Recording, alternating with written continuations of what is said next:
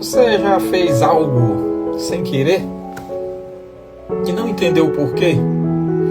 Saiba que isso não é obra do acaso. Isso é obra do seu inconsciente.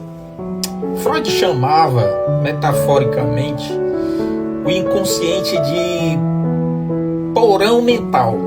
Um lugar onde a mente deposita desejos reprimidos, raivas antigas, feridas da infância e muitas outras coisas que você acha que esqueceu, mas que continua se expressando indiretamente na sua vida.